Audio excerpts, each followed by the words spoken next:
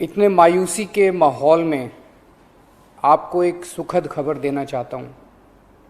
पिछले 24 घंटों में कोरोना के दिल्ली में 10,000 से कम केस आए हैं। पिछले 24 घंटों में लगभग 8,500 केस आए हैं दिल्ली में। पिछले कई दिनों से दिल्ली में बहुत ज़्यादा केस आ रहे थे। 20 अप्रैल को तो 28,000 से भी ज़्यादा केस आए थे। आज 8,500 केस आए हैं। कई दिनों में पहली बार 10,000 के नीचे केस आए हैं। दिल्ली में संक्रमण दर भी काफ़ी कम हो गई है। पिछले 24 घंटों में संक्रमण दर केवल 12% रह गई है। संक्रमण दर का मतलब अगर हम 100 लोगों का टेस्ट करते हैं तो उसमें कितने लोगों को कोरोना मिलता है। ज़्यादा संक्रमण दर का मतलब होता है कि कोरोना बहुत ज़्यादा फैला हुआ है। आज ये संक्रमण दर केवल 12% आई है। 22 अप्रैल को ये 36% तक पहुंच गई थी दिल्ली में संक्रमण दर। इसका मतलब दिल्ली में अब काफ़ी कम लोग बीमार पड़ रहे हैं। अस्पतालों में भर्ती लोगों की संख्या भी अब काफ़ी कम हो गई है। पिछले 10 दिनों में दिल्ली के अस्पतालों में कोरोना के 3,000 से ज़्यादा मरीज कम हो गए हैं, यहाँ कि 3,000 बेड खाली हो गए हैं। और अब अस्पतालों में बेड मिलने में परेशानी नहीं हो रही है।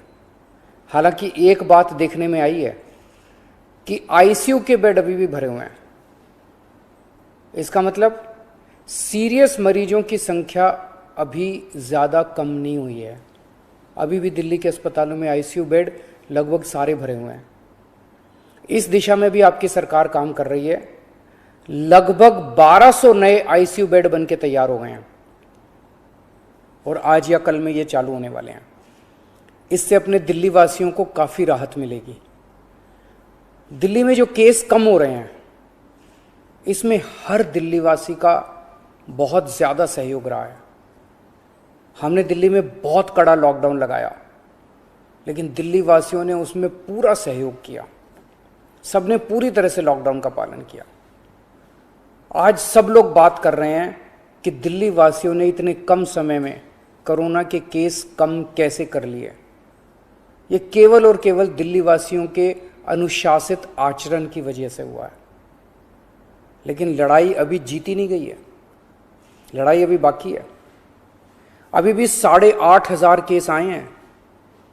इनको 0 तक ले जाना है। कोरोना को पूरी तरह ख़त्म करना है। और दूसरी बात, हम अगर अब ढीले पड़ गए तो ये केस फिर बढ़ जाएंगे। कोई गारंटी नहीं है कि ये कम ही रहेंगे। फिर से दिल्ली पे मुसीबत आ सकती है। इसीलिए किसी भी हालत में ढिलाई नहीं करनी, कड़ाई से लॉकडाउन का पालन करना है और कोरोना से बचने के जितने भी उपाय हैं वो सारे लागू रखने हैं। दिल्ली सरकार भी अपने इंतजामों में कोई कमी नहीं छोड़ रही। हम अभी और नए ऑक्सीजन बेड बना रहे हैं। ऑक्सीजन के कई हजार सिलेंडर खरीद रहे हैं।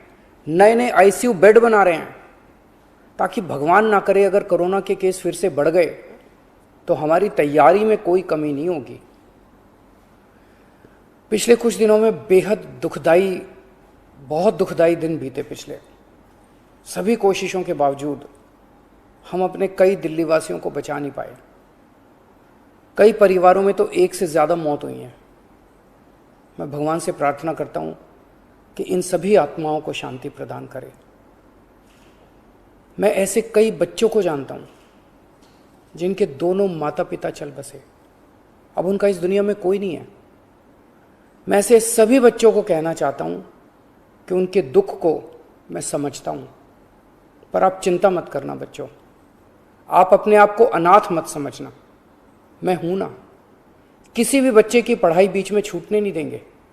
हर बच्चे की पढ़ाई जारी रहेगी।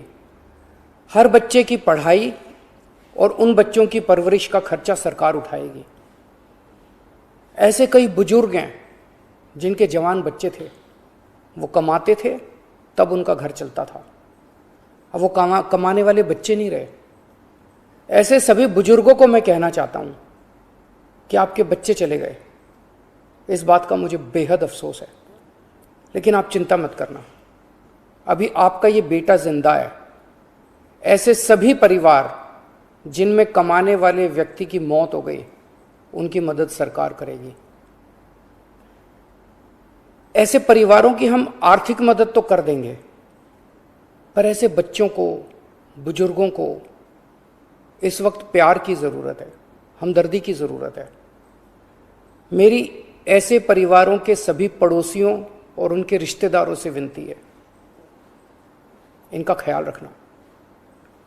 ऐसे परिवारों पे बहुत बड़ी मुसीबत आई है, इन्हें अपना प्यार और अपनी हमदर्दी देना।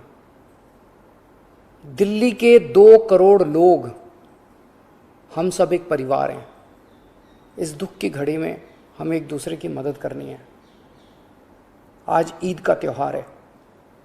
ऊपर वाले से आपकी सेहत और आपकी खुशियों की प्रार्थना करता हूँ। नमस्कार।